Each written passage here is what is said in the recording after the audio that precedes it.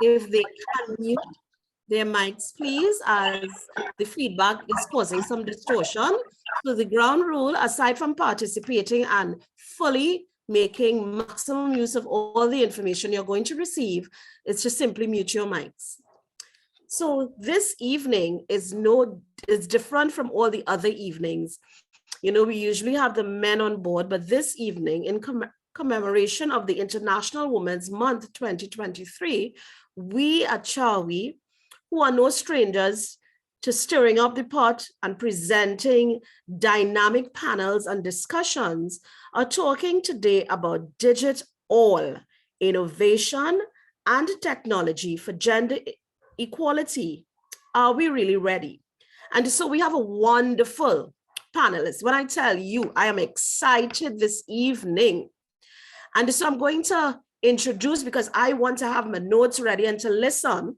So before we begin, you know, with everything that we do in CWHE, we invite the presence of God.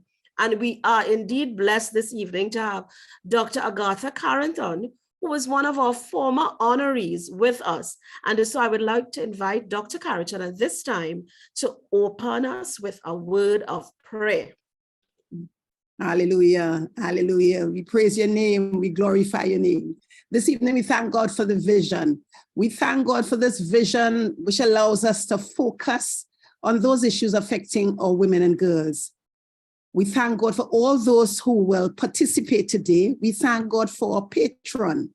We thank God for our facilitators who will share the information that we look forward so much for.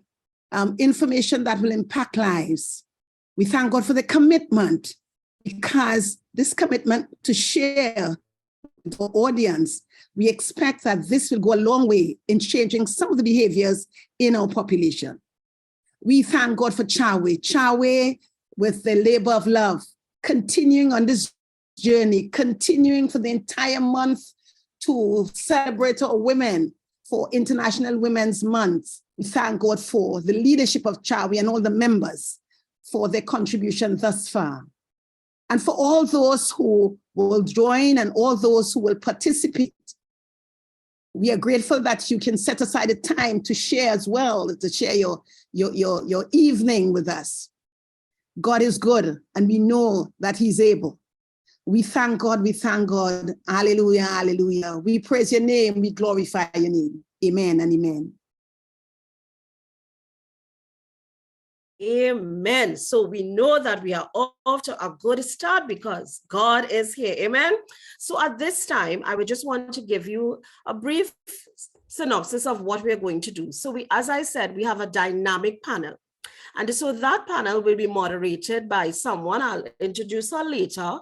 We do have a presentation, which I will tell you about shortly, but all the panelists will be able to give their feedback, answer questions. And so persons who would like to ask particular questions, you live on Facebook have the opportunity to send it to us, and we would ensure that the panelists, and in true CWHE style, if we can't answer today because of time constraints, we will get a response to you.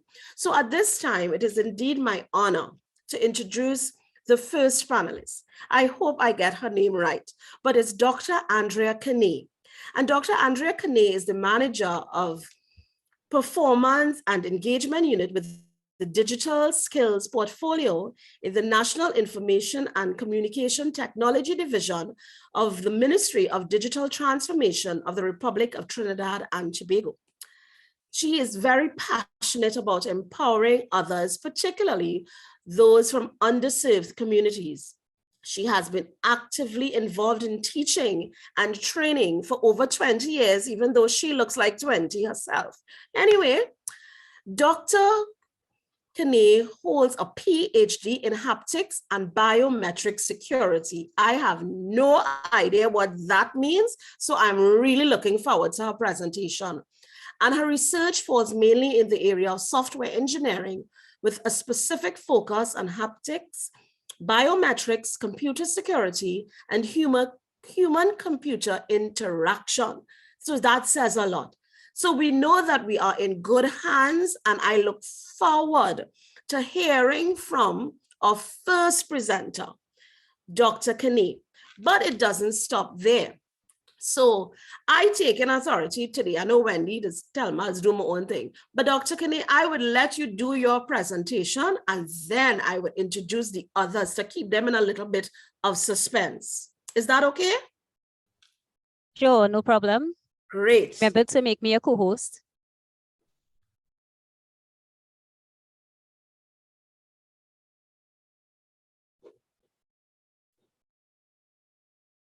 So are you in? Okay, now I'm in. Yes. Okay, Excellent. let me share now. So I can share all now.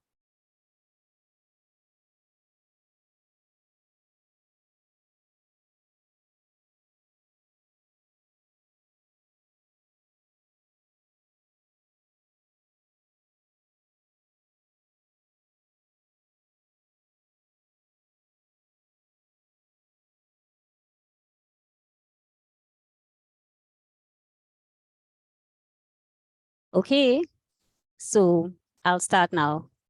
Yeah. So, Madam Host, Ms. Bailey Owen, CWHE's Chair, District Manager and Regional President, Ms. Wendy Lewis, CWHE's Director and members, fellow panelists, NGOs, CSOs, those viewing on both social media platforms, Facebook and Zoom, and members of the media. Good evening. It is my honor to join you, distinguished panelists, on this important topic, innovation and technology for gender equality. And the question is, are we really ready? So I'm going to take it this way. I'm going to look at the vision that we have for gender equality regarding innovation and technology.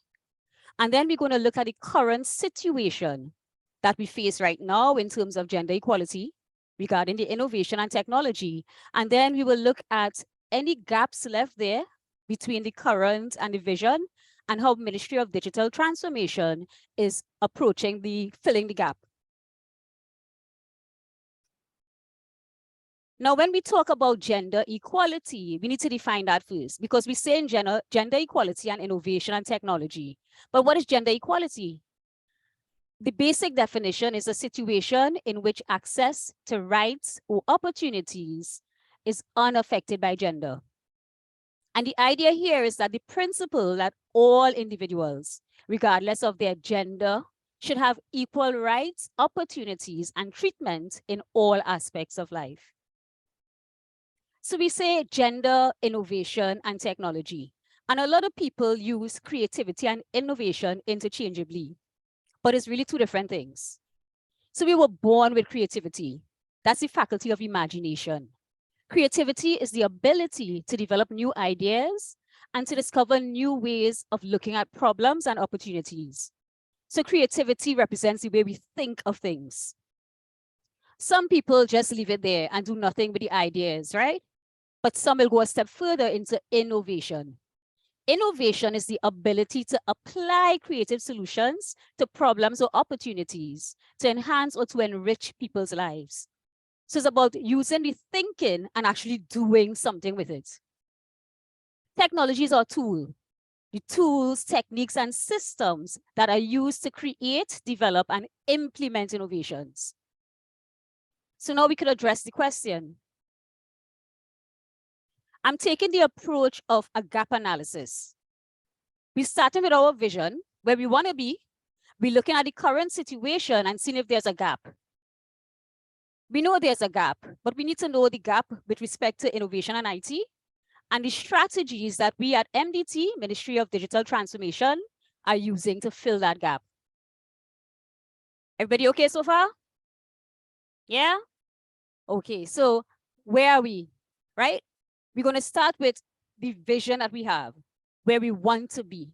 And where we want to be is to be in a situation, in a country that is ready for innovation and technology for gender equality.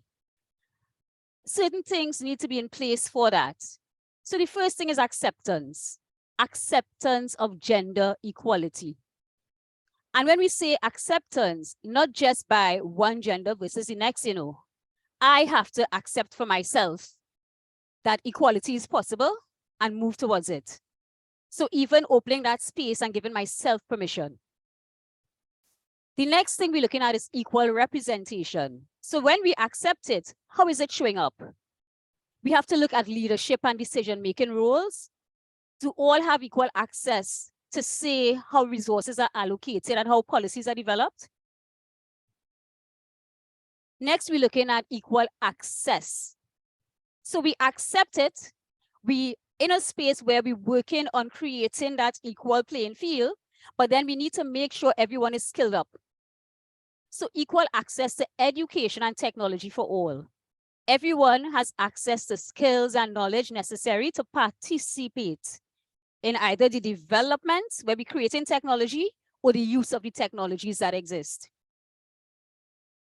One of the supporting frameworks or foundations would be legal. Laws and regulations being in place to prevent gender discrimination, ensuring that we all have equal access to employment opportunities, education, and other resources. So sort of like 2 and 3. 4 is there to enable 2 and 3. Now, if you have questions, you could ask me in between, right? Well, or we could just follow the guidance of the host. Yes, right. So we know where we want to be. We want to have equal access, equal representation, acceptance. But where are we now?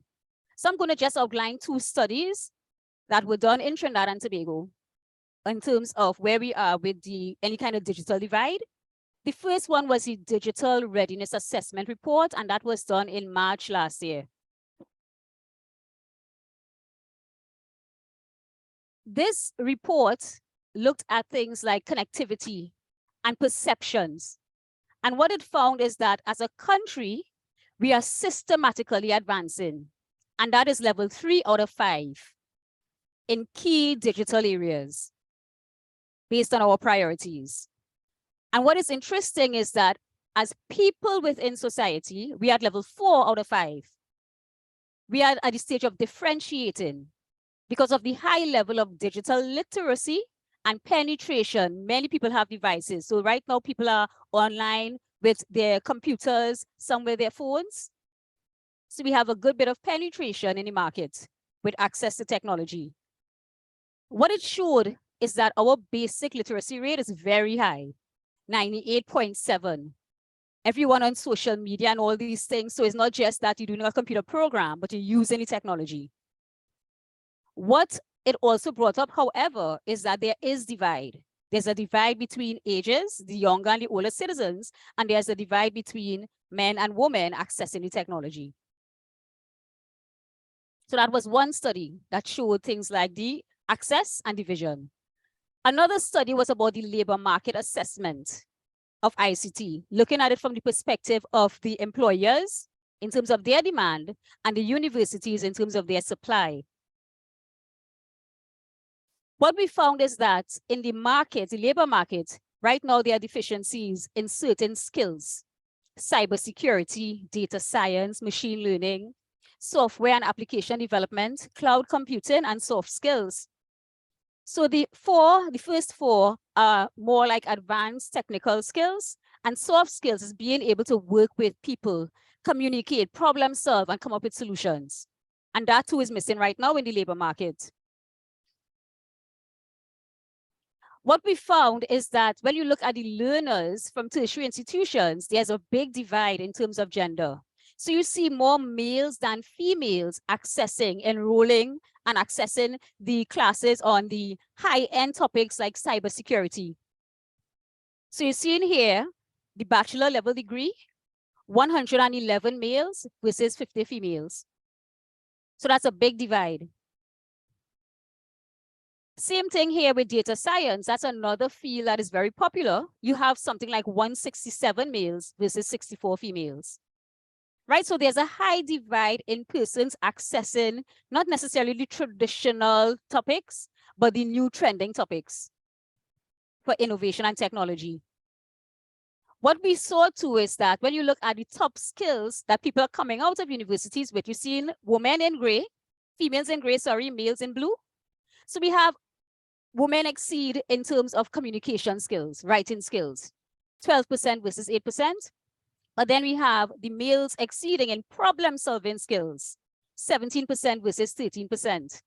Why is this important? Because when you're looking at things like data analytics and cloud computing and some of the high-end technical fields, problem solving is key. So we have to find innovative ways and to reach different learning styles and to teach things from different perspectives so that both male and females come out with equal skills, because it impacts the jobs that are available to them when they reach the market. This here shows the market and different fields in the market. And you will see that the dark orange are the male-dominated fields. The yellow at the end are the female. Well, you will see the female proportions as well. If I were to highlight one or two, if I go from the bottom, so the females dominate accommodation and food services. And just above that, administrative and support services. This might be tied to the great communication skills, but it's still not enough because we need to be in decision-making positions as well and creating, using the innovation that we spoke about before, using our creativity to innovate using technology, not necessarily just support rules. So we looked at where we want to be in terms of equal access, people accepting that it is gender equality is something that is possible and that we could be part of it, looking at representation. And then we looked at the gaps in terms of access to technology, the gaps in terms of the skills being taught or skills being acquired by different genders. So now we're looking at how we're going to close that gap. So I'll just address some strategies that we're using at the Ministry of Digital Transformation to close the gap. The mandate at the ministry is a new way to address the end-to-end consumption and delivery of goods and services to customers using appropriate digital technology. We have a flagship program called the Digital Skills Development Program, where we address learning at every level. The basic literacy level, digital literacy, where we get people ready to use the technology and the services available. The middle level is where we look at people who are learning technology already and making sure that they are upskilling to stay up with time. So if you leave your university and you notice that maybe a female missing things like data science, they could acquire those skills. And then the third level is people creating businesses. Now, why this is important is because we target everyone, every gender, to have equality, but not everyone will go towards it. So we have to put things in place, the equity part, to make sure that people understand that they could access it and make it easy for people to access. We want to create capable participants as well as future contributors, both male and female.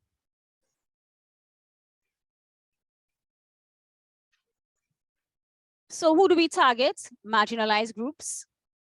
And marginalized groups might be people with very low access in certain regions.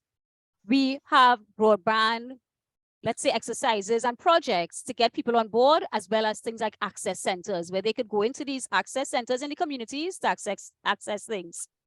We're targeting ICT professionals, school leavers, developers, and a special emphasis is on women. Just ensuring that there's equal representation and equal access. There's a mindset change that has to be had here. And we have to make sure that people recognize that when we advertise IT courses, it's not just for men. People still believe that, you know, IT and men, they kind of go hand in hand. So we have to break that thinking. With our program, where we have the digital literacy program being run by YTEP, they are one of our partners. What we saw is that that has been changing. More females, if you see the pink in the chart here, more females at every age group, well, except the age 0 to 12, were accessing the courses. So you have that demand. And that is important to see because now we need to make sure we put things in place where they could take care of the home and do the traditional roles if they need to, and still access the education and the mindset to see if things need to change. Right? Because at the end of the day, the individual has to make that decision. Our general developments, we provide access centers. People could go into YTEP Limited or NALIS to access the digital literacy courses. We had created a multi-agency usability team with people from TAP, Blind Welfare, CWHE, and other government agencies to ensure that our content is accessible, meaning that people could get to them and understand them. We always creating courses for specific needs. We have the Developers Hub, and the Developers Hub is geared towards people who are serious about developing stuff. IT developers, so it's not just about the courses, but giving them like some mentoring, some training support, projects to work on. So you could build the skill. If you feel that you're not ready for the working world, this would help you get there. And then we always having consultations with the public. So you might see things on the website coming to you, and we always doing things like that to make sure that we're not missing parts that the public might want. So what I showed you there would have been the 3 key things in terms of people accepting it, people accessing it, and within our MDT ministry, Ministry of Digital Transformation, we have the representation where we have 79 women and 57 men. It's a relatively new ministry. So 58% representation by women. Right, so what are we looking for in terms of the ideal situation, acceptance? And we are working on things like mindset changes as well as skills. We're looking at representation, and we're leading by example. 58% of the staff are women. And then we're looking at equal access to education and technology, where we provide access centers with devices and connectivity. We provide training, and you could get it at the YTEP Center online, or you could go to an analyst near you. Right, so that is it for this presentation. And what we're aiming to do again is like teach people to fish, as opposed to just, you know, giving someone a fish for a day. We want to get people to the level where they can empower themselves and access the information and the education that is needed. Thank you. Wow. Thank you so much, Dr. Kinney. So at this time, I know everybody had buzzing, and if you're like me, I have all your questions written down, but I would like to take this opportunity now to introduce the rest of the panel, and also to introduce our moderator so that we could get this discussion going, because I think we're going to have a very rich discussion. So the next person on the panel that I'd like to introduce is Ms. Toni Broder. Ms. Broder is the representative of the UN Multi-Country Office in the Caribbean. Prior to her appointment in August 2020, Ms. Broder served as the deputy representative from 2015 to 2020 with the MCO Caribbean. And before this, she was the team leader for advancing gender justice in the Pacific program with the Women in Fiji. She also served as the gender specialist for the United Nations Development Program in South Africa, as well as briefly with the UN South Africa Multi-Country Office, and established what is now the UN Country Office in Haiti. At this time, she's also raising her 2 sons with her husband. So I know those 2 boys are benefiting from all her wealth of experience. So we'd like to welcome her to the panel. Our other panelist at this time is, I would like to say, my social work colleague, and I have to say congratulations also. So Michelle Hart has returned in the capacity of the Director of Gender Affairs at the Division of the Office of the Prime Minister, Gender and Child Affairs as of March 1st. So new director, go Shelley, 2023. She's responsible for planning, directing, and coordinating activities of a division which is responsible for promoting gender equality and equity through government policies, programs, and projects. I can tell you that Shelley is passionate about what she does, and I know that gender is indeed in good hands. And she also represents us very well when she goes abroad, speaking passionately about gender issues. So we welcome to our panel, Michelle Hart. Our next panelist at this time I think is no stranger to CWHE. And if I go to read the full bio, I will be talking for the rest of the night. All I can say is this powerhouse of a woman is Woman Superintendent of Police Claire Guy Alain. All I can say is, as a social worker, Mrs. Guy Alain goes beyond the call of duty when it comes to protecting a woman or children and those who are vulnerable.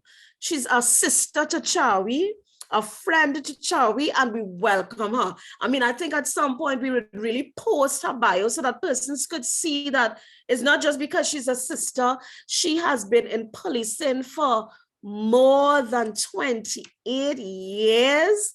And I mean, I'd like to speak things over her. I've seen that we have a female police commissioner, we declaring things over her life. So I really would like to welcome, she's no stranger, a dynamic powerhouse in the Trinidad and Tobago Police Service, Superintendent Claire Guy Alain.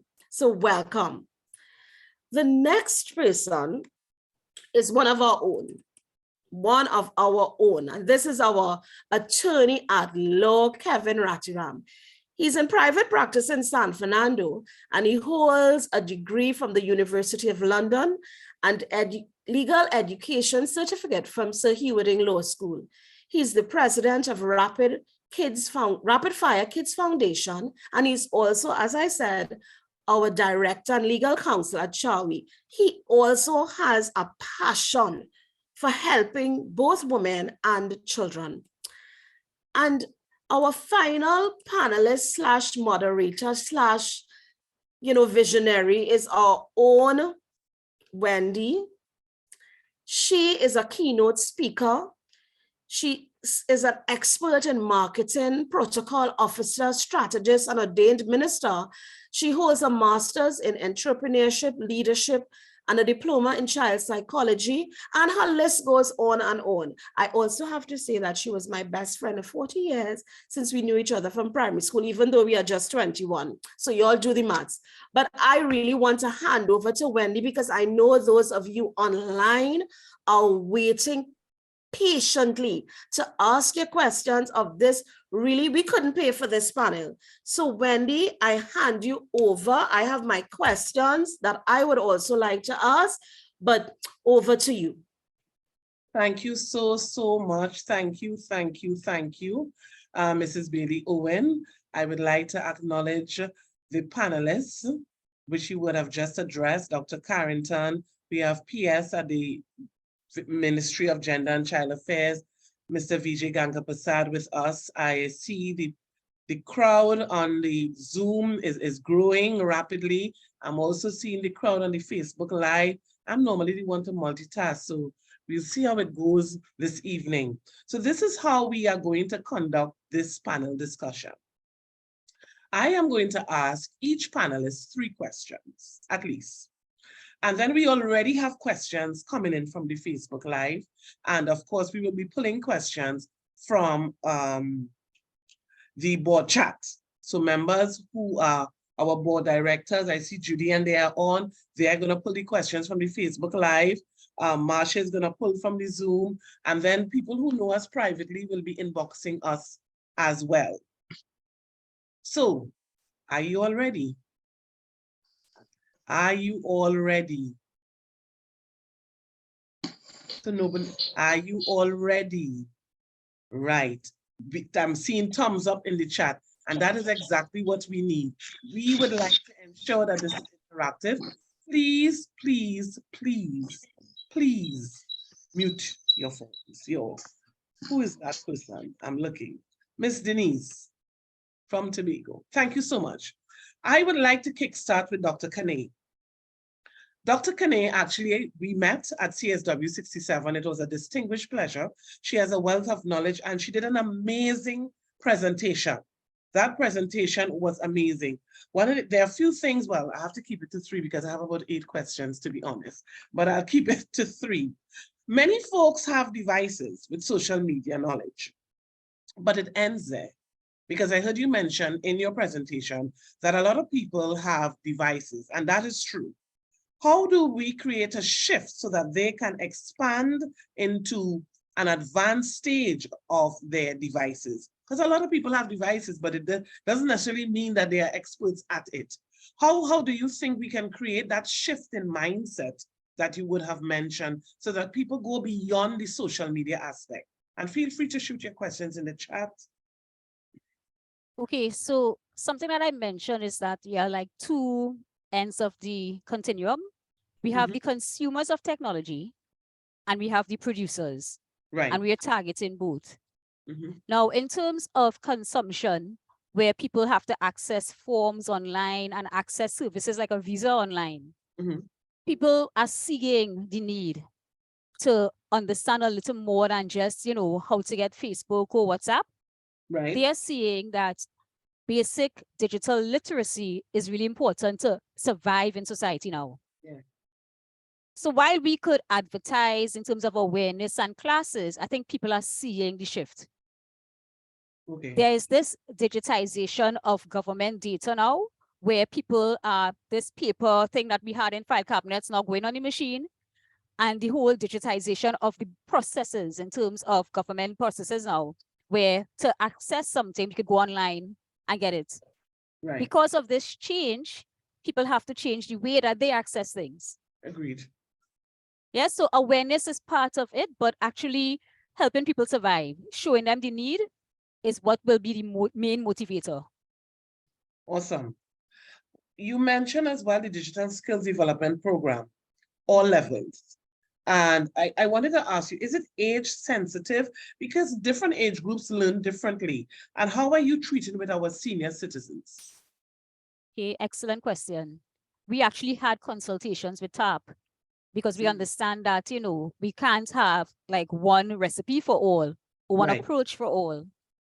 So this is evolving, but in the consultations with TAP, they looked at things like our basic websites that we have in all offices. And they were showing us where certain color contrast they can't see, where we take it for granted that they could. Right. We have programs in our access centers where people could go in, speak to the access center person, get things done, like services done. So as a senior citizen, you could go to any access center for help with anything. But we also have programs coming online to help. Nalis has a few good programs too, and we are a partner in ministry. So we will be partnering with organizations that are delivering services. Yes. I know that Gender Affairs has one, so I know that my colleague there, Shelly Ann, will tell us about things that they are doing online as well. Right? Awesome. So the key thing is that we are a partnering agency. We're not going to reinvent the wheel, but we're going to support the learner, especially. We're going to see how we could collaborate so that we could get maximum effort or maximum effect from everything that is happening. That is awesome. Have you catered for the disabled? Yes, yes. So like that usability group that I mentioned, and we met up to last week. We have people from so physically and mentally challenged, right? Or differently abled. So we have people from DigitALL, from Blind Welfare. We contacted the person from Ministry of Planning, and they are going to be on board as well, the disability group. And I got that contact from Shelly Ann. Yeah. So they are on it as well, where we're going to be evaluating all our course content as well as our processes. So the registration process, we want to make sure that that is accessible to everyone. Awesome. So let me ask one more question. I think I probably went over 3, but never mind. One more question. So for these senior citizens who have to go to these various venues, how can they access that information? Which information, like from the various venues, or you Yes, mean so like a senior citizen wants to do exactly what you just described. Right, Where right, would they yeah. find that information? Because they're already not tech savvy. Right, Are you yeah. doing marketing outside of tech? Right. So in terms of like that YTEP course, those PA systems in vehicles that pass around communities. Yes. We're looking at that. We're looking at TV ads as well, radio ads. And when we spoke to TAP, they were telling us, that a lot of times learning could take place like on TV. When COVID happened, you noticed a lot of learning went online. Yes. So we are looking at creating a series for the television as well. That will come in a few months, right? Because, there's a lot of parts it. But to get it to you at your home so that you don't even have to leave your home to get the information. That is awesome. one thing I want to mention too is the Sure. idea of the partnering collaboration of the seniors with the youth. Mhm. So seniors guiding in terms of values and youth guiding in terms of how to use devices. So that partnership is something that we're looking into as well. This is awesome. Thank you so much. There are questions for you coming from the Facebook Live as well. So I'm sure we'll come right back to you. Thank you so much, Dr. Kane, Thank you. for your contribution. So let me just unpin you. I would like to invite Dr. Tony Broad, Miss Tony, I'm giving her a doctorate, Miss Tony Broadbert to the platform. Hi, good night. Hi, Tony, how are you? I am doing well, and unfortunately, I'm not going to be able to stay too long because of the two young boys that I am raising as well. So I'm gonna have to love you and eventually leave. Oh, so let's start with you then. Let's start. I'm just switching screens. I'm like a contact center across here. So Tony, thank you so much for joining us. We really appreciate it. You're doing amazing work across there at UN Women. My questions to you are, gender equality, which you would have defined, which would have been defined, is the concept that women and men, girls and boys have equal conditions, treatment, and opportunities for realizing their full potential. And I will post the full theme in a moment. Why is gender even an issue as it relates to digitalization? So I think this is the critical importance. We have some sex-based issues and we have some gender-based issues, right?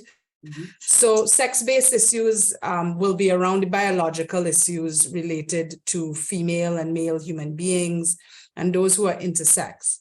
But the gender issues are those that are aligned to our biology, but expand from that to what people think women should be doing and what people think men should be doing.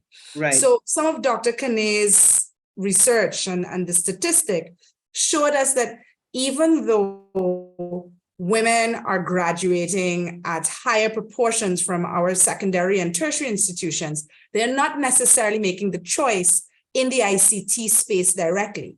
And when they do make the choices in the ICT spaces, they're making the choices in education, they're making the choices in the services sectors in which we generally find women because of our perceptions of what we as women feel we should be doing. Oh, I'm not that good at math. I'm really good at literature. And also what those within the field think is potential for us. And unfortunately, what this creates is a real gap in terms of potential. If, Yes. for example, we did not see the Hollywood film Hidden Figures, where we saw these women who were given an opportunity to contribute to technology, to the creation of technology, to what led to people being able to be on the moon.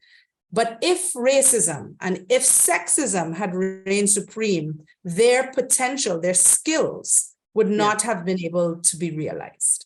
And that's the challenge with gender-based discrimination, whether it be internalized or institutional, where you have, let's say, a literature class at CXC clashing with the computer class, which happened to me. So I chose literature because the ways in which the courses were is that you could not do certain subjects at the other time that you could do computer. And that's an institutional barrier that we could look into.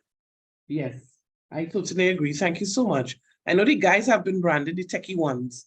In terms of artificial intelligence, they have built-in algorithms which are gender biased. How can we change the culture for our girls? Because we support our girls in STEM, but how do we lead them to STEM? How do we get them to see that STEM needs to be a choice now? STEM is not optional anymore. It has to be a choice because it's against us. What do you think we need to do with our little girls in terms of their mindset and the choices they're making?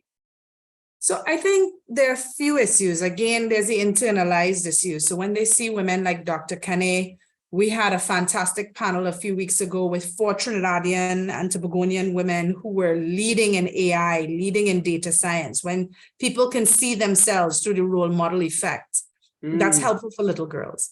But we also have to create an enabling environment, right? Women choose jobs often based on security and stability. The tech field is not one in which you have much security and stability.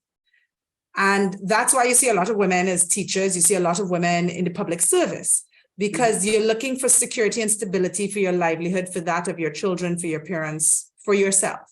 Right. What we need to start doing, and this is something that is reflected in the Commission on the Status of Women 67 recommendations, is creating an enabling environment through things like stronger social protection mechanisms.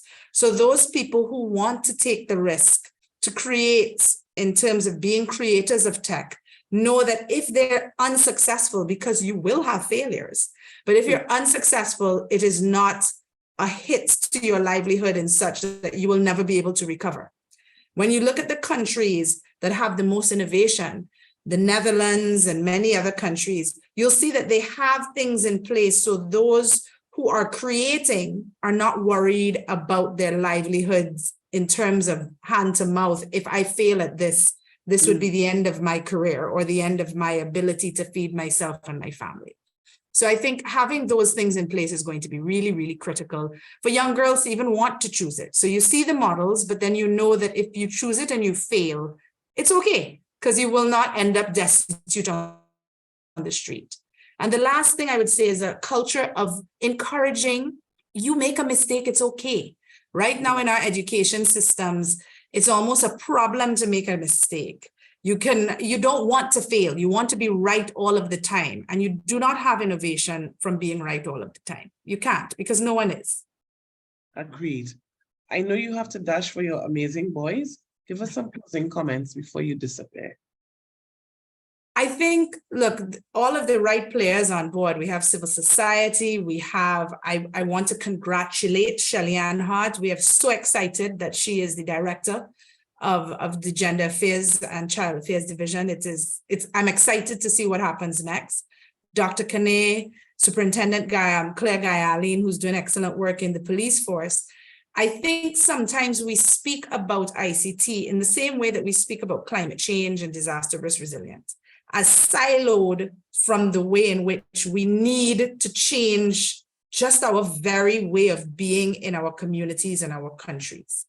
We have to see ICT and DigitALL, as the theme was for International Women's Day and CSW, as critical for, as Dr. Kane said, our future. So whether it is in policing, and Trinidad and Tobago is one of the first countries to move in this direction, where you have intimate partner violence, but now you can use ICT to better track the breach of protection orders, right? That's something Trinidad and Tobago's legislation has moved towards that other countries have not yet. That we start looking at Drop and all of the other TT ride share, Pink Cab. We start seeing that accessibility to spaces, accessibility to products, and also our ability to create. Trinidad and Tobago is a place of creation. The pan is not the only thing that we've created. What other products can we create to make life easier for people? Awesome. Thank you so, so much, Tony. That was a wealth of knowledge. Kudos. I'll have to email you some stuff because Facebook is loving it and they are liking the both so far. So I guess we're on the right path. So thank you, thank you, thank you, thank you.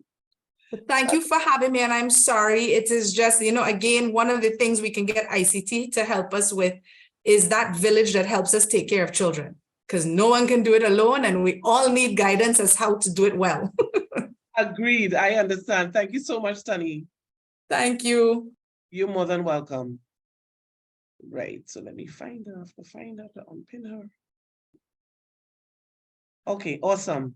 So far, so good. So now we are going to my dear friend. I met her at CSW 63 in 2019. Actually, no, that's not true. I met her at the Gender and Child Affairs Division in 2017, and then we would have gone to CSW 63. She was my shadow, a wealth of knowledge. I was extremely disappointed when she was no longer at the Ministry of Gender and Child Affairs. And they say God hears and answers prayer, because I was elated to recognize that, wow, she's back. So I would like to congratulate my sister in service, Ms. Shelley Ann Hart, and I would like to welcome her to the platform. But I am not seeing Shelley Ann on the participant list. Yes, I'm here. She is right here. She has already zoomed up to the top. She's now next to me. Shelley, congratulations a trillion times over. Thank you so very much, everyone. And let me just say a pleasant good evening to our gracious host, Mrs. Bailey Owen. Of course, my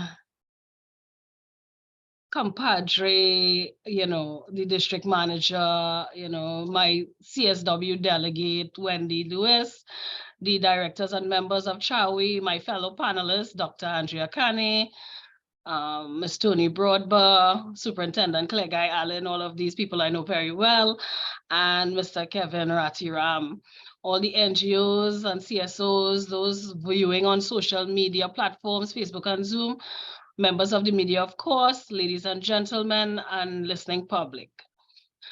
So, pleasant good afternoon to all, and I'm happy to be here, and thank you. Shelley Ann, welcome to the hot seat. So let me get right into it. We have highlighted gender equality as part of the theme. As director, why does gender matter, and what does the ministry have in motion to ensure DigitALL is unbiased and discrimination is at its minimum? Okay, so gender matters because it will influence or impact on how persons get access and to control to different services, programs, initiatives, etc., how they are able to engage with it. So it really looks at gender equality and equity, right? And as it relates to what our ministry is doing in terms of ensuring unbiased and discrimination is reduced as it relates to DigitALL.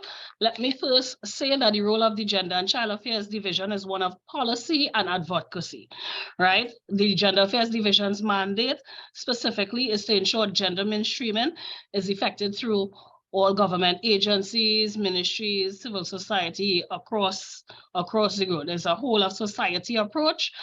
And this mandate is contained within the gender policy, the National Policy on Gender and Development, which is a green paper currently.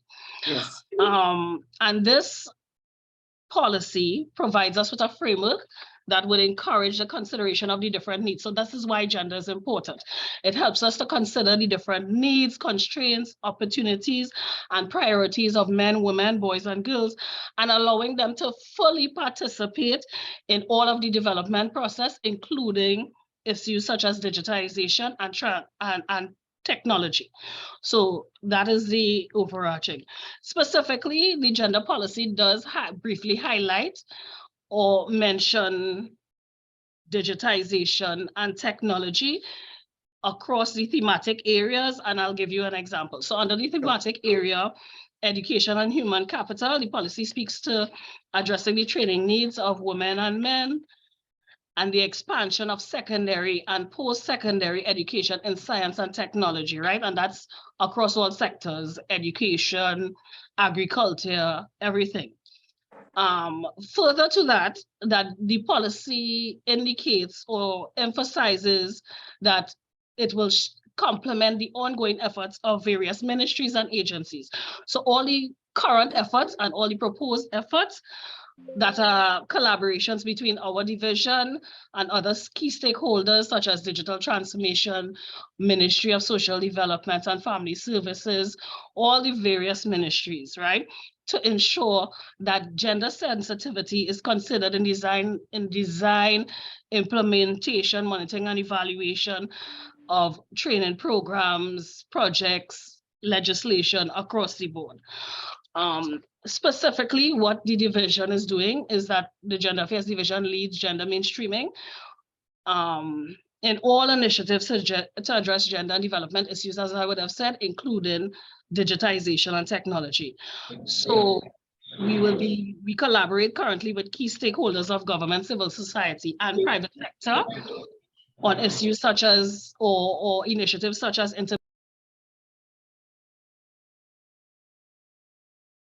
Oh, Unmute. Unmute. Jones report, which highlighted children's homes, including cases of different types of abuse. Shirley is muted. Shirley, you're muted.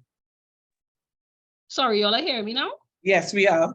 Okay, so So the rewind your last thing I would have last said is comment. collaboration with key stakeholders, right? On Yes. interministerial and agency Yes. committees.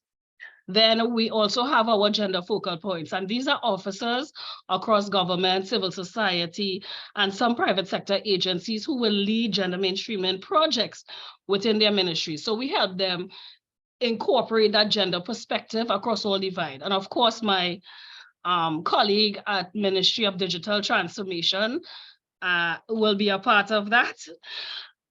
So we have the gender focal points. We also have our community level outreaches and our schools engagement, which we are incorporating technology. And upcoming, the Child Affairs Division will be embarking on awareness and sensitization sessions for this month, which is the Child Abuse Prevention Month. So they will be engaging schools on that level, and the public, both in Trinidad and Tobago. We also have our awareness and sensitization sessions, and as it relates to sensitizing the public, utilizing technology, the Child Affairs Division, within the last few years, they have launched 2 child abuse awareness quick courses. They are online, persons can access them, the youth, so you can take part quickly in those courses. You can do it from your phone, your tablet, your computer. It's accessible. So it's giving you that knowledge, that awareness, and also that training, right? Later this month, the Gender Affairs Division, following up to CS, the Commission on the Status of Women 67, which I would have attended with some of the fellow panelists, yourself and Dr. Kane, will also be hosting a youth tech initiative, which will focus on 2 main areas: moderate discussion and, of course, facilitated breakout sessions. We will be engaging key academic stakeholders in technology, both private sector and government and civil society, to provide that support engaging the youth. So it's a hands-on type of workshop that will be coming up, so persons can look out for it. We will be posting information on our social media.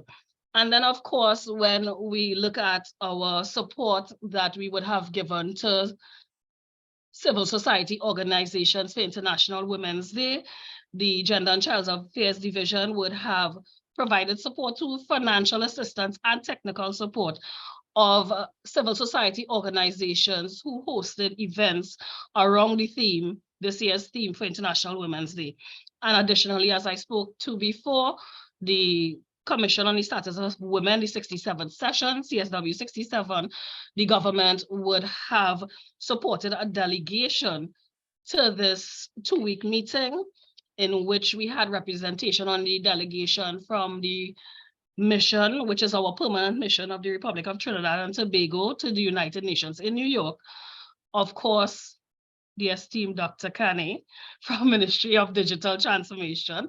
So that was the ministry's, the Gender and Child Affairs Division foresight in making sure, based on this CS theme, we wanted to carry the subject matter experts, such as Dr. Kane representing her ministry. And we also had 2 civil society organizations on the delegation, one from Trinidad and one from Tobago, and senior officers from the Gender and Child Affairs Division.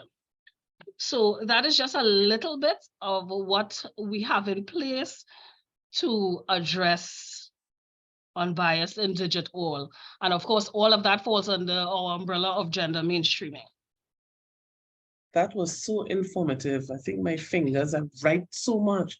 Thank you so much. Are there any plans to roll out programs to build capacity amongst your client base to embrace this digital transformation?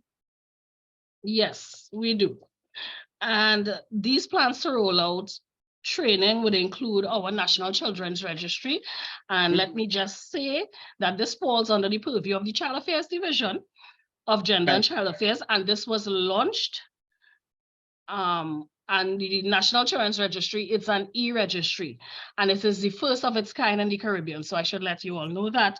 Congrats. And it is a child protection strategy, which will facilitate early detection of children at risk. And it is a key tool that will allow us to track the development of children from birth to 18 years. So, and it's an e-system, and it doesn't only allow us to track them, but to make interventions and referral pathways across government and civil society to get all the needs and the services that the children and their families would need to support them, right? We also, so there will be, the training has already started in that, and it is ongoing. Training will also be taking place under our upgrading of the Central Registry on Domestic Violence. So we are updating that from a Central Registry on just domestic violence and expanding it to gender-based violence, right?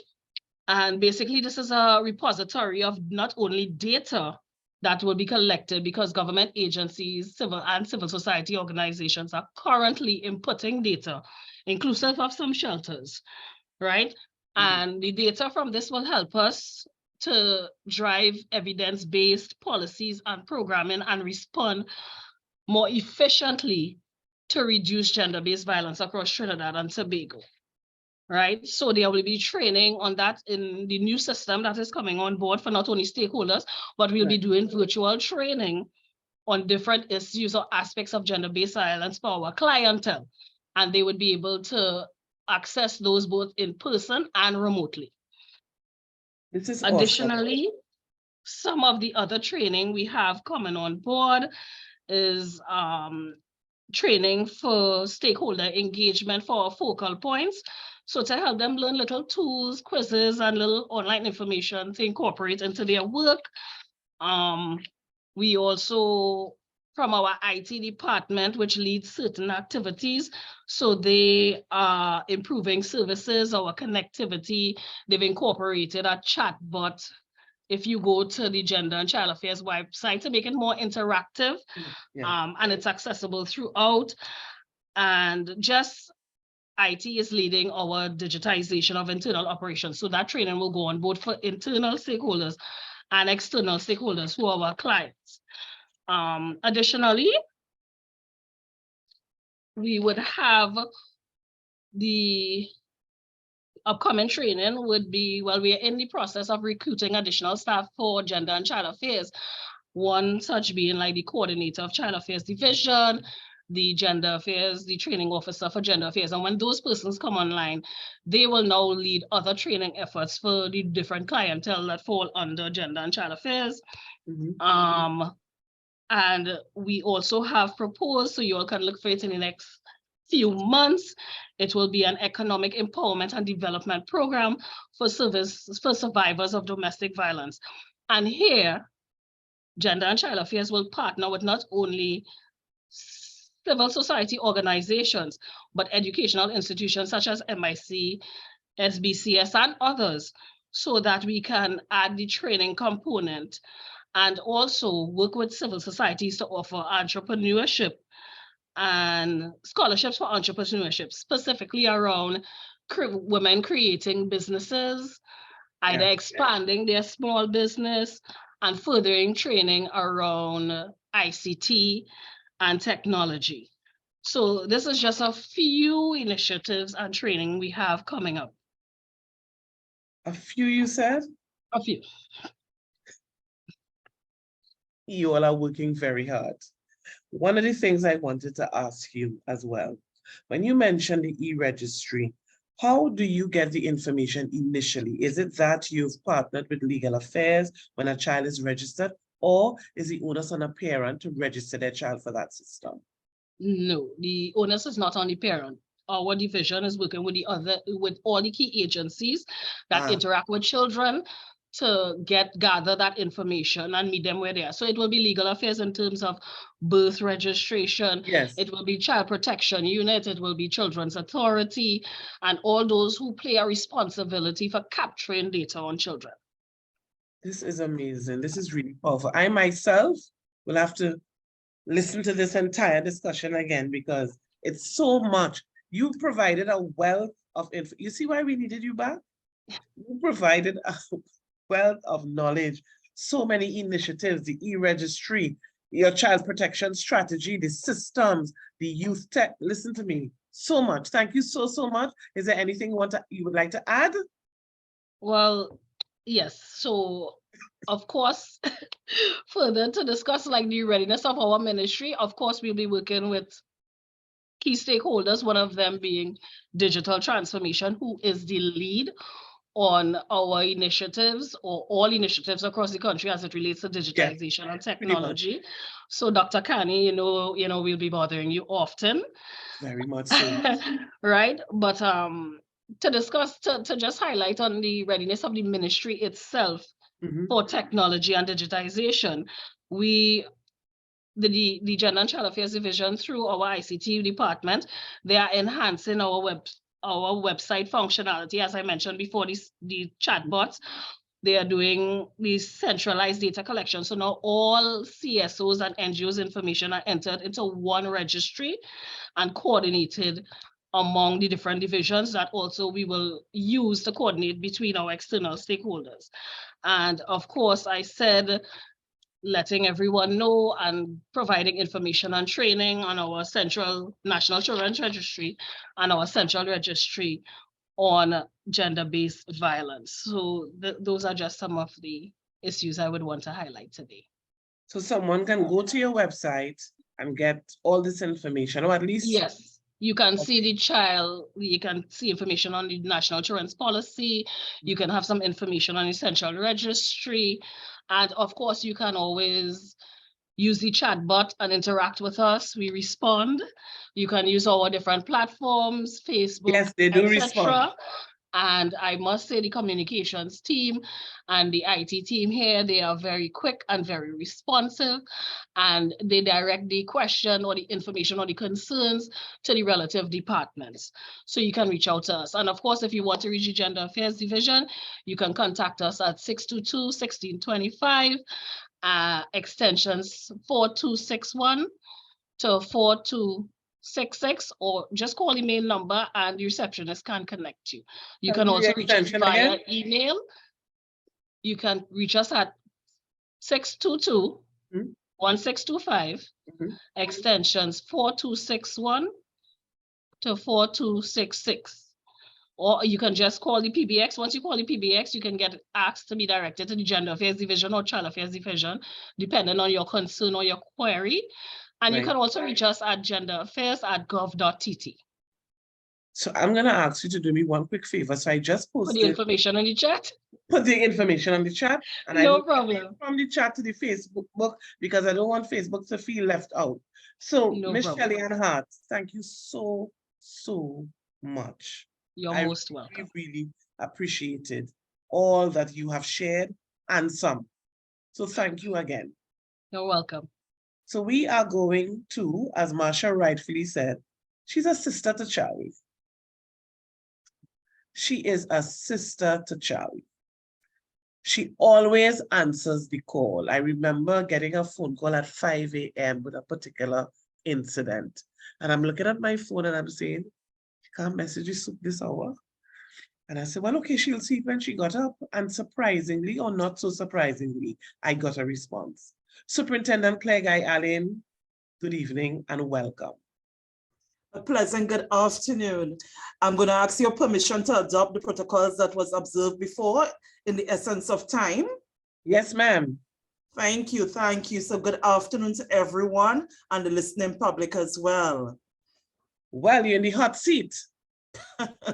So I know, so for the benefit of those who would have missed the introduction, I want to reiterate that you are the head of the Special Victims Unit, which encompasses the Child Protection Unit, the Gender-Based Violence Unit, and the Sexual Offenses Unit.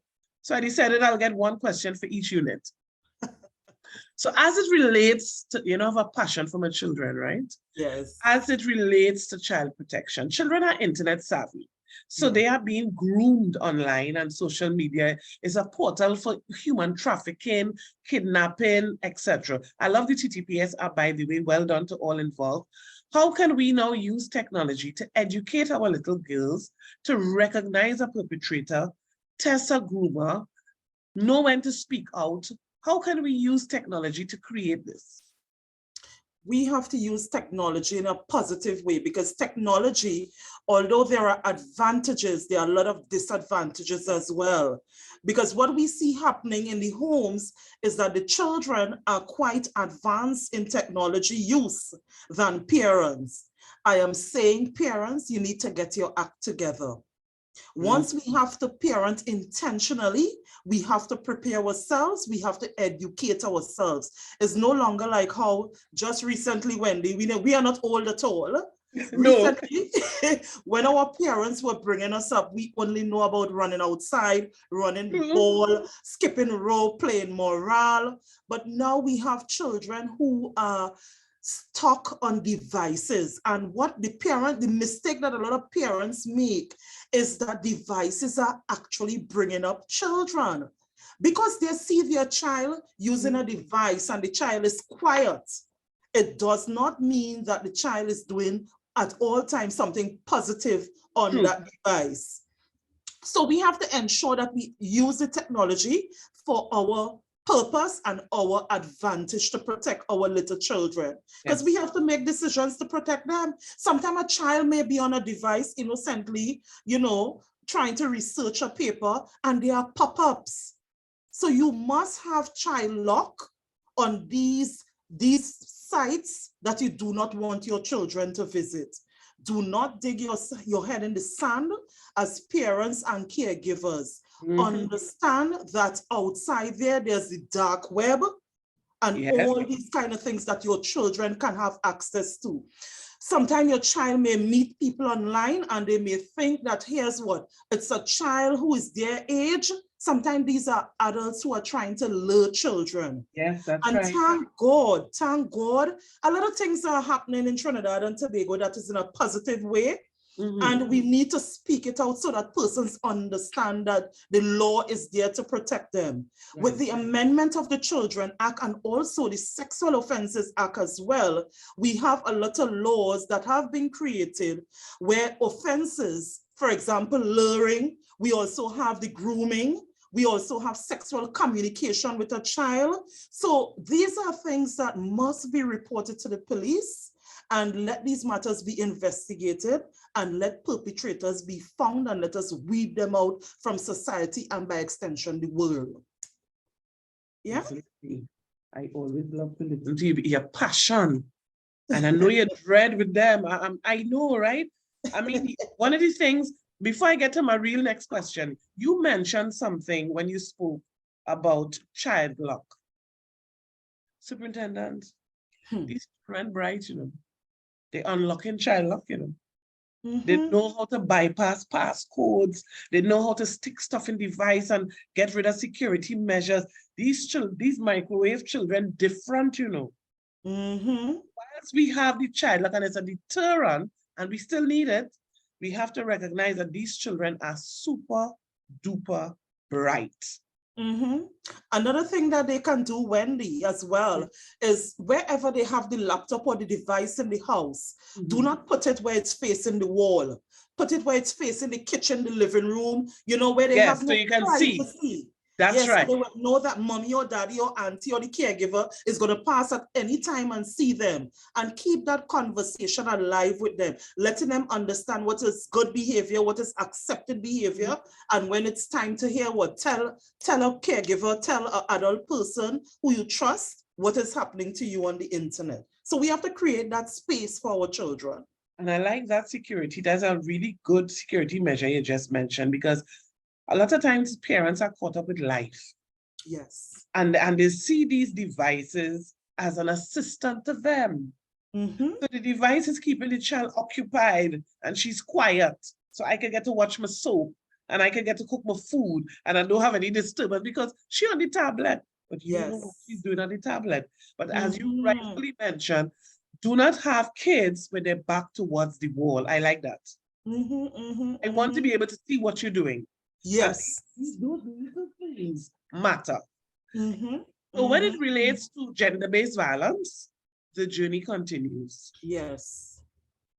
Are there online options currently to file for a protection order to report abuse without physically having to visit a station. Because one of the things, I mean, and you and I have discussed this on several occasions, people want to make reports, but they don't want to go to the police station for different reasons. Is there, or it may be in the making, you could go online and make a report, and then an officer does a video call with you to ensure that you are who you say you are, probably show your ID on the screen, because a lot of people aren't reporting stuff out of fear. And you are indeed correct. One of the positives of COVID, I think COVID is what have us talking this conversation today. It's true, you know. DigitALL, COVID, you know, it made us realize that here's what, we don't have to be face-to-face in order to interact. We don't have to be face-to-face in order to teach somebody something or to learn something, you know? And the TTPS, we know we are modernized as well, because we understand the service that we provide to the public, we have to make it readily available. And thank God we have commissioners in the past, as well as our present commissioner as well. She was the present commissioner, I'm proud to say, she was part of the digitization of the Trinidad and Tobago Police Service. And look at the era when she's the commissioner of police. Yeah. I normally tell people, be careful what you do on your way up, because that's what you are doing on your way up, maybe assisting you yourself in the future. Amen. So she was part of that digitizing of the TTPS, and now she's here. And she would embrace. You wouldn't get a kickback with respect to technology and DigitALL that, you know, everybody's pushing right now. What we have within the TTPS as well is that once it's not an emergency call, if it's an emergency, you have to dial 999 and you give the report one time. But if it's a report that you want to give some information, or you have observed something over a period of time, for example, you have observed a child being abused, you have observed domestic violence, gender-based violence in your community, you can report it on the TTPS app. And we are having persons doing that as well. You can also report it on the online reporting. That is ttps.gov.tt. You can get there and sit in the comfort of your living room, your bedroom, cock up your foot and be comfortable and think. You want to be able to think and to type your thoughts. You can do that. And we are having those reports coming in, and they are dispatched to the relevant unit, division, station, branch, section for immediate action. Up to this morning, I got one where someone sent a report on the, and the person is out of the country. That's what I'm telling you. COVID really, really made us realize, you know, what we can do. Yeah. That person has information about a family member that is being abused in Trinidad. So they could have typed it up. Yes, and you know, and they were able to dispatch it to me, and I was able to action it immediately. So you can do that. You can do that. Another thing we have happening as well is, for example, in the TTPS, we have our social media and cyber units that assist in investigations. One of the things I really want to see, you see that law dealing with cybercrime law, I really want that act to be, you know, that act needs to be proclaimed. Too many women are being trapped in the revenge porn. Now we have some laws that we can explore with respect to that aspect. But what I'm asking persons is to understand is that every contact leave a trace. That was a low-card principle, a scientist from long ago. Every contact leave a trace. And we need to be careful what we do today. It's going to affect us in the future. One of the things I'm not seeing is where we have nude pictures of men all over the place, and you're seeing a male person coming to make a report that there are nude pics on the internet. As women, I want us to value ourselves a little bit more. There's no need to have nobody take a video. Let the person look at you and admire you in person. There's no need to take a picture. Agreed. Yes. Don't take pictures and videos. These things can end up far, far, far away. You understand? Your device could be spoiled or damaged, and you take your device to be repaired. That's what happened years ago with Anya Youngchi. Thank you. Thank you. We have to be careful with that. You do not see a male coming forward to say, I'm seeing nude pictures of myself over the internet. So the men are smarter than us. We can't take pictures of them, but they want to be taking pictures of us. Is it that the women are insecure? It has a lot to do with insecurity, you know, and we feel that we have to do that in order to fit in and to be loved by these men. We need as parents also to bring up strong women who can have confidence in themselves and understand when to say no. Yes. And people must understand when a person, whether it be a man or a woman, says no, that is not an opportunity for you to negotiate with anybody. No means no. N-O. That's what it is. Not negotiate, it means no. Stop it, move on, next. I can relate because you know me and my woman's worth. Once you know your worth, there are some things that you do not do. I don't know where that fetish with these pictures came from, but women need to say no. Yes. I do need a picture. Definitely come and look at it. Look at the whole body in person. Yes. No, but it's true. It's true because we're losing our women because they're making the wrong choices. We are really losing them. We're losing them, and they really need to understand things differently. Under what other sexual offenses fall under the sexual offenses unit? And interestingly enough, this is a question from our last panel discussion. What's the question?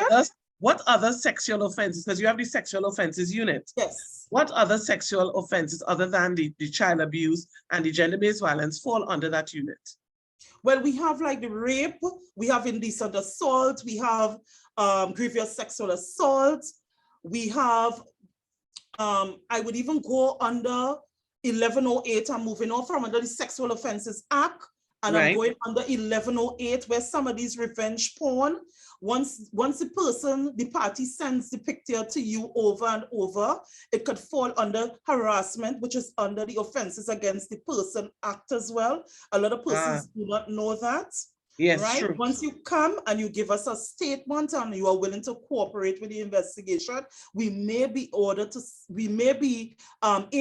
to secure a charge under that section that I'm speaking about, that harassment.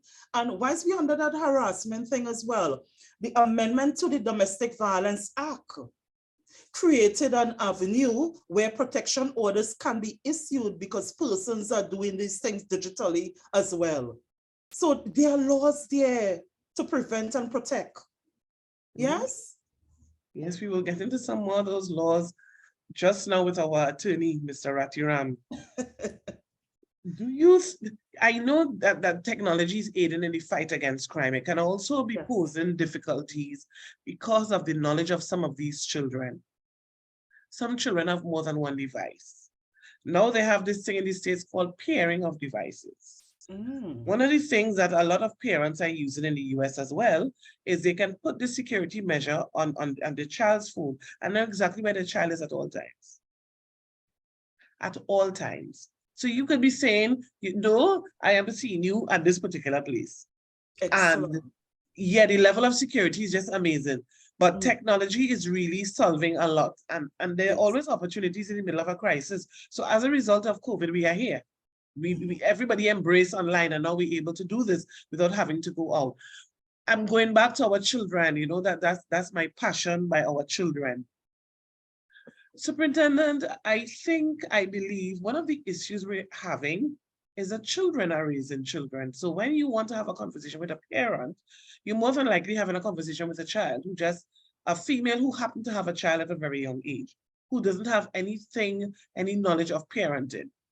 How do you propose? Do you think, because I just playing around with ideas in my head, the hospitals, when someone comes in to give birth at the age of 13, 14, are you all contacted? Immediately. As a matter of fact, if a child goes to a clinic, before they join you into the clinic, you must have documentation that a report was made to the police, and the police is quite aware of this situation. If that does not happen, the doctor, him or herself, will call us and make the report. Very good. Yes. Superintendent, closing comments. I know they have questions for you. coming out of the chat. But closing comments? I just want to say, you know, let us use the technology Mhm. and the digital age for the purpose for which it came, for positivity, Yeah. to assist us in solving crime, to Yes. assist us in making life easier, instead of using it to sexually exploit adults, be it men, women, boys, girl. You know, let us not use it for that. Let us stop using the internet and the technology for bullying people, harassing people, taping school children, fighting.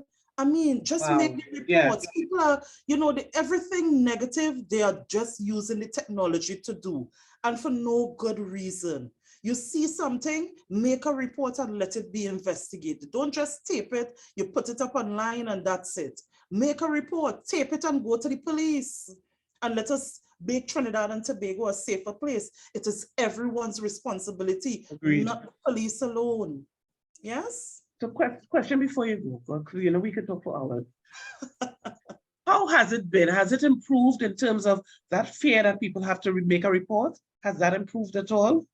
Yes, that fear factor has I would say it's really at a low, because we have male officers, not male officers, male victims who are Yes. coming forward and seeking help and making reports as victims. And that is something that we never used to see before, Mhm. right? And we are seeing it now, and we really applaud it and we encourage it.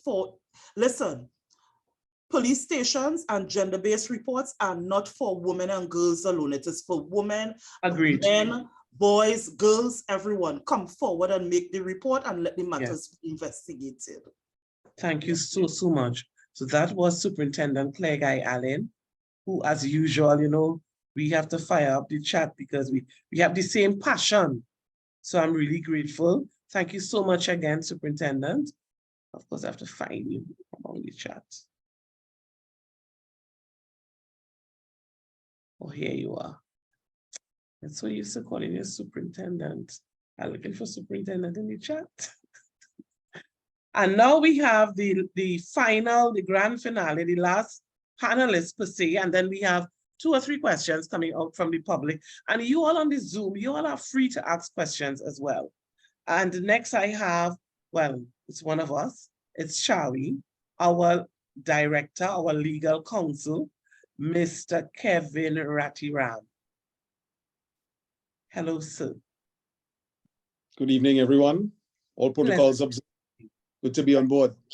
You're pinned and you're looking nice and dandy, but I know this topic is your passion, and you really do have a passion for gender-based violence issues, etc. But what I wanted to ask, some of these changes, digitalization of processes, which we would have heard from probably the majority of the panelists, require legislative action. So based on the history of our legal system, in terms of timelines, how ready are we, and what do you believe should be the main focus legally? All right, well, there's really no specific timeline for the passing of legislation in Trinidad and Tobago.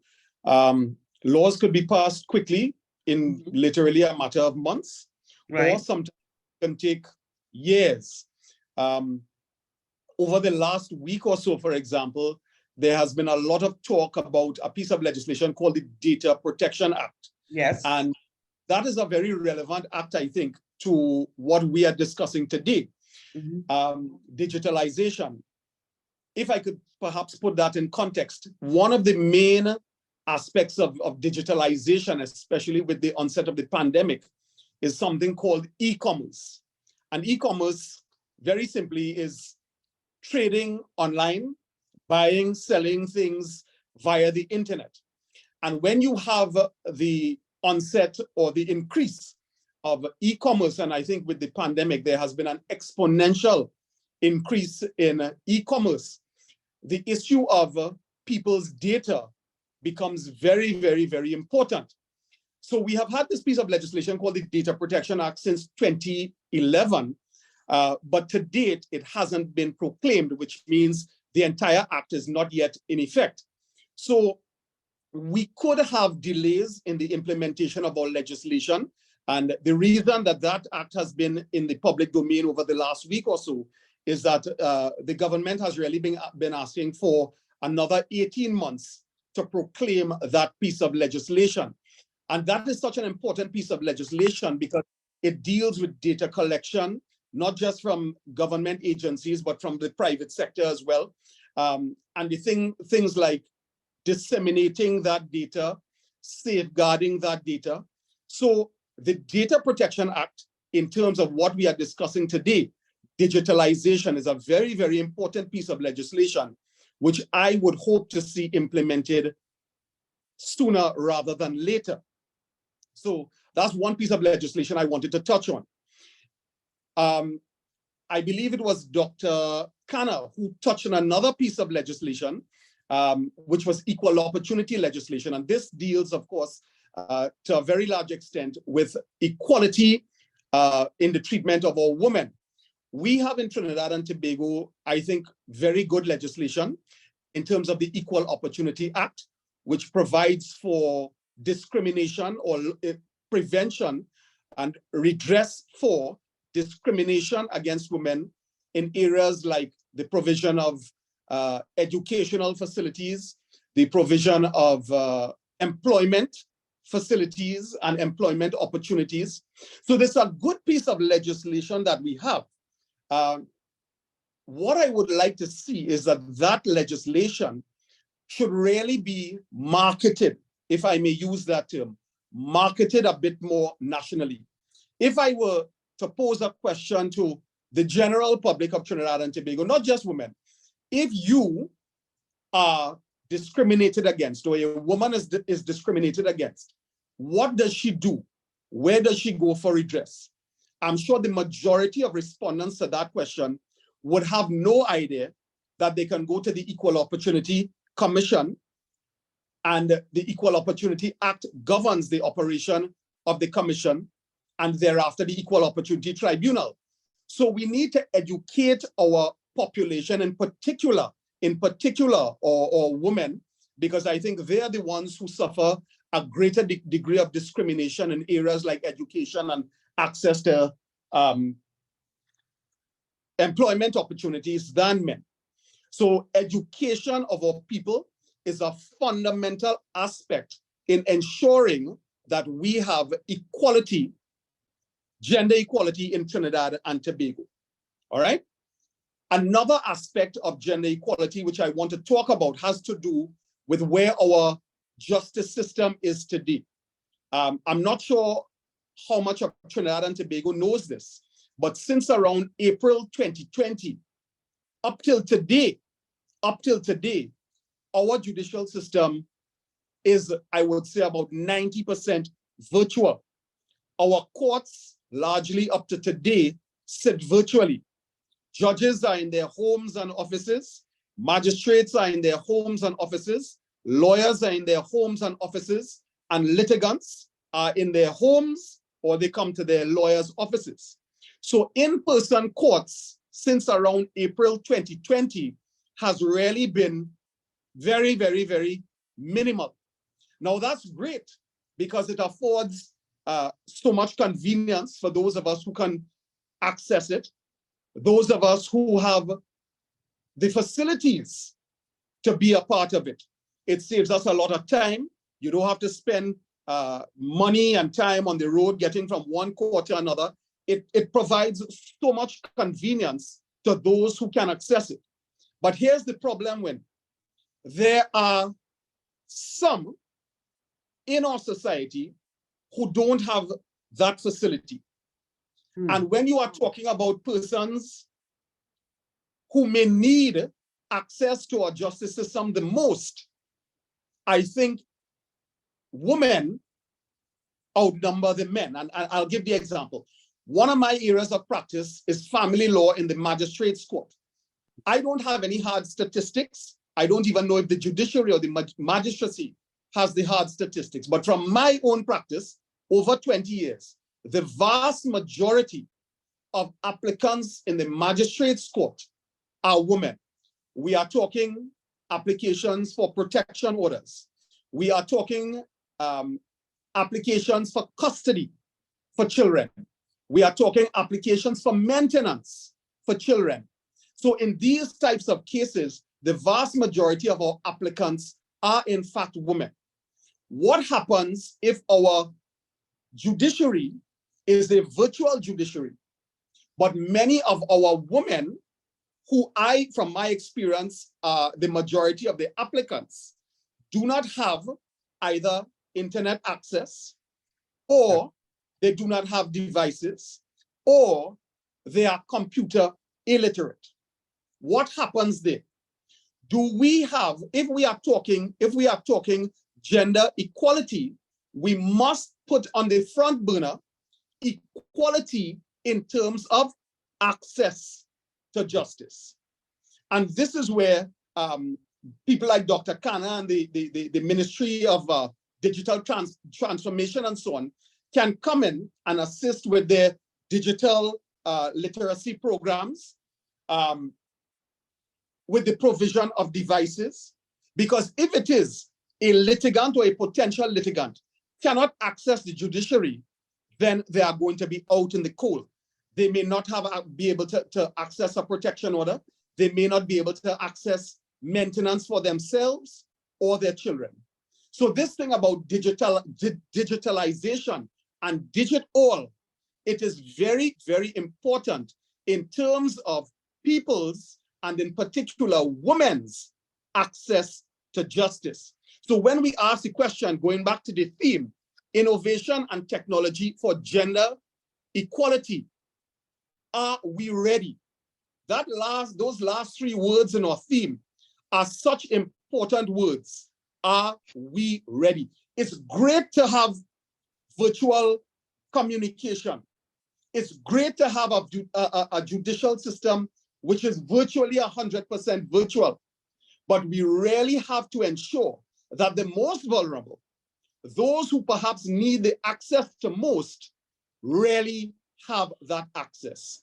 So it is imperative in that light that we DigitALL everybody who needs access to that justice.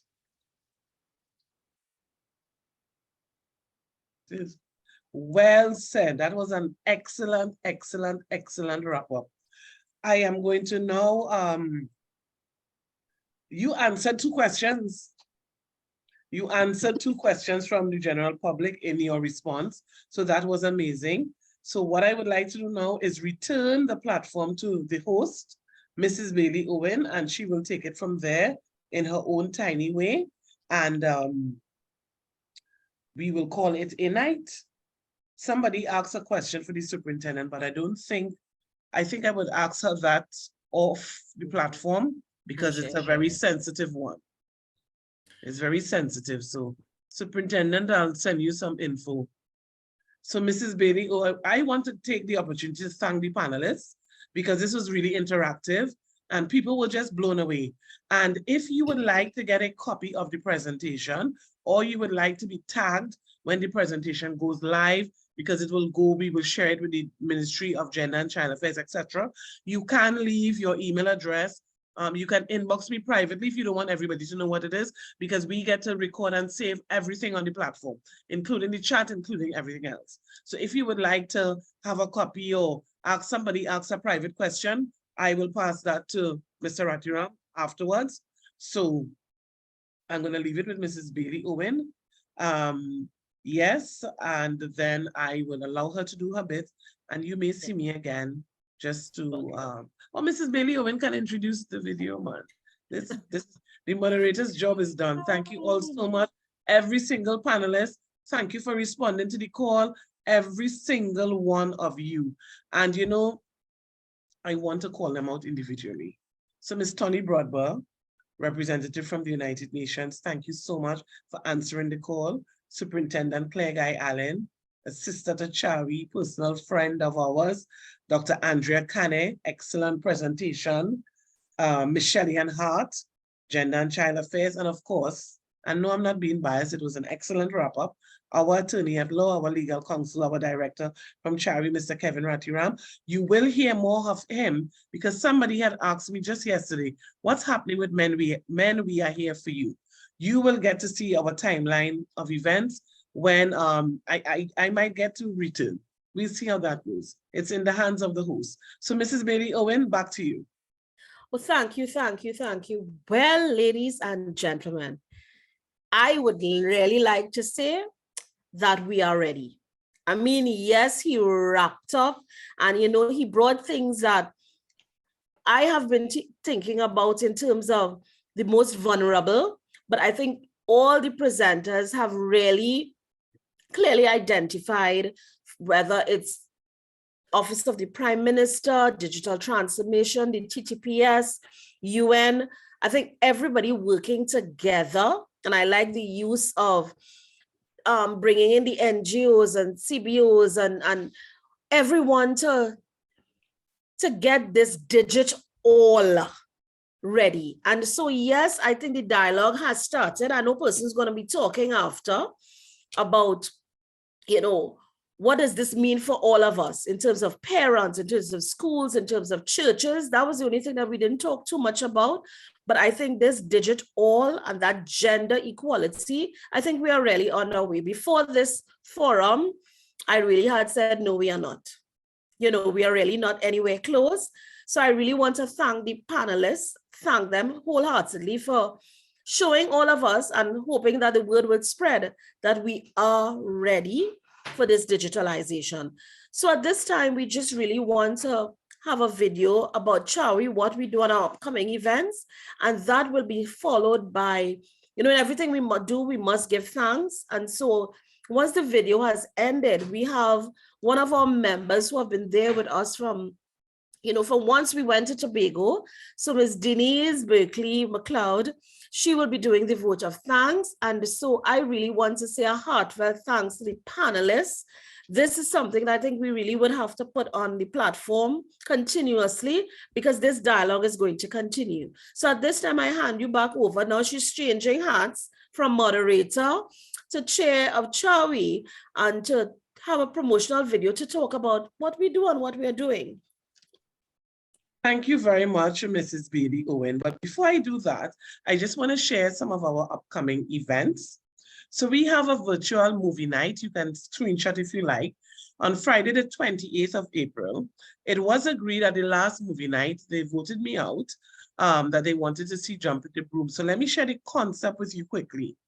We share the movie virtually, of course. You're not allowed to have your mics open, but you can communicate in the chat, which is exciting as well.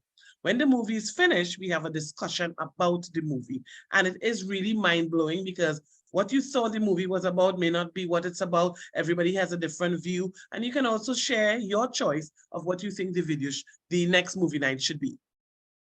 On Saturday, the 29th of April is where our director, Kevin Ratiram, will be leading Men We Are Here For You. That is an initiative that we started in the middle of the pandemic when I was on my radio program, A Woman's Worth, and a guy called in and said, I love your program. I'm hearing all what you're doing about the women, but what about the men? And then I spoke to him off air and realized that, you know, we need to remember the men as well. It's not, CWHE is not a feminist movement. So we started Men We Are Here For You. We spoke about mental issues, suicide, infidelity, relationships, so many different things. And that is led by our male director. Women are allowed to attend, but you're not allowed to speak. It's a safe space for men. So the men will be allowed on one platform, and if the woman would like to join on the Facebook Live, no problem. So we protect our men. We have our membership meeting in May, we have a curricule in June, we have a Creole Fest in July. And now here comes the video. My name is Wendy H. Lewis. I am the Chair, District Manager, and Regional President of Caribbean Women, Honors and Empowerment, the Trinidad and Tobago chapter, fondly called CWHE. CWHE has 13 chapters in Africa, 11 in the United States, Trinidad and Tobago being number 9. Who are we and what do we do? We are mandated to ensure that our sisters, our women, our nieces, our daughters are well taken care of in the avoidance of abuse, gender-based violence, all the different types of abuse, from financial abuse, emotional, mental, spiritual, physical. We are mandated to ensure their safety, mentally, emotionally, and physically. How do we do this? We have an NGO where we look after their needs. We have an NGO where we answer the call. We get calls 3 a.m., 2 a.m. Women need our help. We literally go into the root of the matter. We enter the forested areas to bring these women out. And we cannot do any of this alone. We need you. We need your volunteerism. We need your expertise. We are calling for people to join Caribbean Women Honors and Empowerment to aid in the fight against abuse against our sisters and our women. Get in touch with us right now. The email address is at the bottom of your screen. The telephone number is there. Our Facebook page is CWHE TNT. If you're not part of the solution, then you're part of the problem. Join CWHE now. Awesome. And I have a question from Facebook for Superintendent before we wrap up. And I think it is a valid question. So Superintendent, I'm so sorry, but I'm going to put you on the spotlight. And this person really wants to know, how do they get in touch with any of the police youth clubs, and what do the youth clubs entail? Right. There are 10 policing divisions. And there are several youth clubs in each of the policing divisions. The Community Policing Secretariat is based at the Riverside Plaza. Right. So they can go up on the TTPS page and they will see the Community Policing Secretariat. And they can see all the numbers and the emails relative to that unit there as well. No problem. It's something that I encourage. It's a positive avenue for children, Yes. you know, to go, to be able to socialize and to be able to learn different skills and, you know, just assist in their development. I agree. I've done some work with the police youth clubs as well. And also, I will share, when we share this live, I will put up the 10 police divisions. There were 93, I think, Commissioner said when I interviewed her, you know, 93 police youth clubs, and they really, people just really need to sign up to these things because a lot is out there. So allow me to, so thank you very much, Superintendent. So let me now get out of the way, remove my pins, and pass. Am I introducing, excuse me, Denise? Okay, so now we have Miss Denise, who is going to do our vote of thanks. A pleasant good night to everyone. It has been my pleasure to be, it is my pleasure to be a part of this esteemed organization. So first I must say thank you first to CWHE for the opportunity to serve in this regard. On behalf of CWHE, we would like to say a heartfelt thank you to God for the vision, mission, and core values, which has been the guiding light for this NGO over the past 6 years. In her absence, the Honorable Ayana Webster-Roy, Minister of Gender Affairs, who was unable to attend, but sent an able body representative in Ms. Shelley Ann Hart, former Honorary Dr.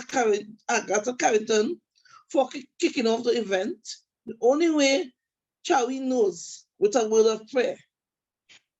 To our chair, our esteemed chair, district manager, and regional president, Ms. Wendy H. Lewis, thank you for charting the course and pulling this event together. All directors, Mr. Kevin Ratiram, Mrs. Austin Williams, Ms. Judy Jones, Mrs. Akola Gray, and our social services advisor, Mistress Marsha Bailey Owen, who did an amazing, excellent job as host this evening. All panelists, Representative UNMCO, Ms. Tony Broadbach, Soup Claire Guy Allen, Special Victims Unit encompassing the Child Protection Units, Gender-Based Violence and Sexual Offences Unit. Dr. Andrea Kane, representing the Honorable Minister Hassan Bacchus from the Ministry of Digital Transformation, and Ms. Shelley Hart, Director of Gender Affairs, CWHE members present, NGOs, CSOs, viewers from both social media platforms, and members of the public. Special thanks to those who posted comments and asked questions. We are truly grateful. And on my own behalf, I'm looking forward to actually attending some of these courses. Thank you very much. Have a good night and God bless. Thank you so much, Denise. Thank you so much. We are really grateful. We are indeed grateful. And we want to wish everybody an amazing night. And those of you all who would like to have a copy of the presentation, please feel free to reach out to us. All the information was in the presentation. Thank you again. Well, interestingly enough, I don't have to say get home safely because I think everybody home, right? Well, at least everybody's supposed to be home. Dr. C, it was great seeing you. It was really great seeing you, Dr. Carrington. PSVJ Gangapasad. I see we have my mom and some fellow NGOs and CSOs. Thank you all so, so much. God richly bless you. Have an amazing, amazing night.